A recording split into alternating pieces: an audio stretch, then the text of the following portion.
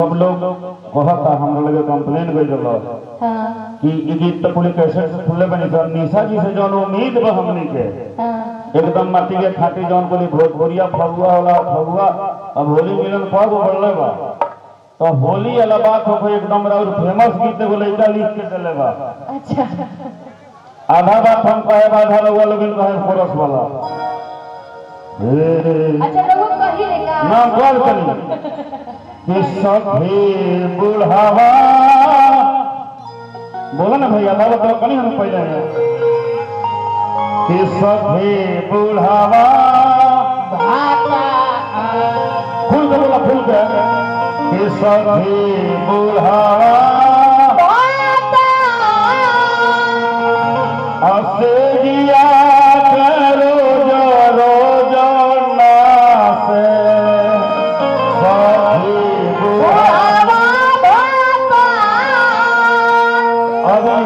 सब लोग कहता ये गाई ठेठ फगुआ गाई और गुरु राजा खातिर एगो कुर्सी भेजवाई। गुरु राजा जी के गोली लगल 6 महीना पहले लेकिन राजनारायण प्रसाद जी BSNL के तरफ से बहुत बहुत पुरस्कार और गुरु राजा जी खातिर एगो कुर्सी आओ वहां के बैठ के गाए अस्वस्थ बनी ऐसे एगो कुर्सी अनीसा गिरवा से निवेदन बा कि एकदम यही टाइप के एकदम गाय की सफा की छिलहरी हो जाओ। बहुत बहुत धन्यवाद। लगता है कि सखी बुढ़वा भत्ता रोज रोज खाता है अचार वो लगा हाल पे बड़ी हां बात हो गई ना हो तो अचार पर ज्यादा ध्यान दे आइए इनकी फरमाइश से सखी बुढ़वा भत्ता तो हम कर देते हैं उसके बाद फिर गोलू जी आ ही रहे हैं। और बहुत खुशी की बात है कि आप लोग YouTube के माध्यम से जितना प्यार आशीर्वाद हमें देते हैं बहुत अच्छा लगता है आप सभी को कि चाहे कितने भी हमारे स्टेज प्रोग्राम हो चाहे नॉर्मल चैनल पे भी जिसका 5 भी सब्सक्राइबर 10 भी सब्सक्राइबर है उस पर 10-10 हजार व्यूज आप लोगों का कारण हो जाता है। जितने भी यहाँ पे कैमरामैन हैं जितने भी यहाँ पे फोन पे भी ले रहे हैं आप लोग YouTube पे डालेंगे जरूर हमें पता है पहले से ही। भगवान करे आप लोग ऐसे घर बैठे खूब कमाए एक अच्छा जरिया है ये कमाने का तो जो जहाँ पे है आप लोग वैसे घर बैठे अच्छे से कमाइए और खूब परिवार के साथ में मस्तियाँ करते रहिए ना जी। अरे ये फरमाइश है तो कहना है क्या कि सखी बुढ़ावा भत्ता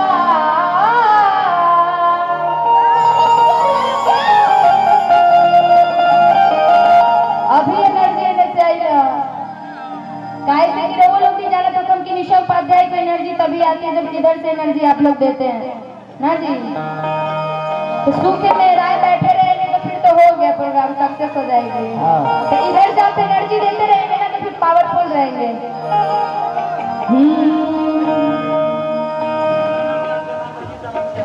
अच्छा अजीत आनंद जी को बुला दीजिएगा इसी गाने में साथ में हम लोग गाएंगे भेज दीजिए।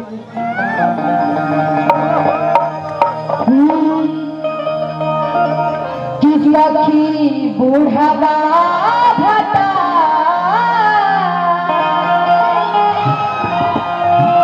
जीवन मेरे से क्या बात है अरे जिया के नाम से सखी बुढ़ावा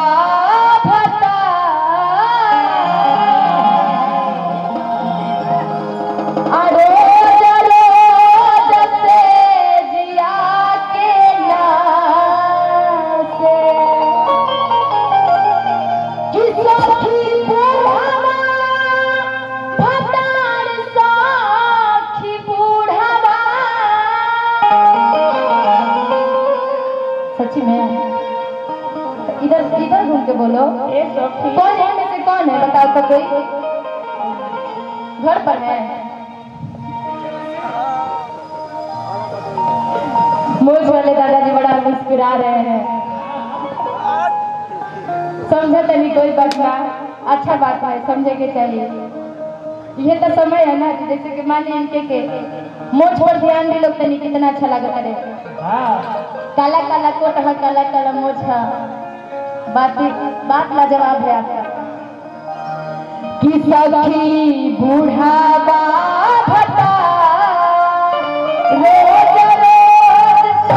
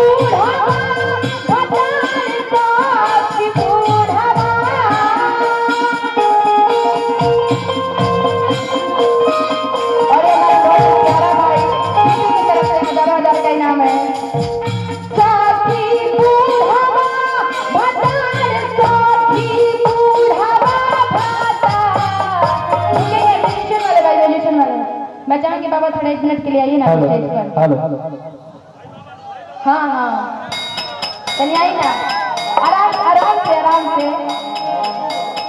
बाबा टॉर्चो ले ले करे। अच्छा कहाँ है रोगा? लेकिन इहो क्या क्या लही नहीं अफसोस। नहीं नहीं, बहुत बहुत आशीर्वाद है आपका हम सब पर। थोड़ी देर के लिए बाबा आप खड़े रहिए, कोई भी बुरा मत मानिएगा, बुरा ना मानो, होली है ना जी। आप बहुत मैं चाहूंगी बाबा के लिए जोरदार ताली बजा दी रहा लगी। बाबा इस दुनिया में से रोज के पसंद है, इस दुनिया में से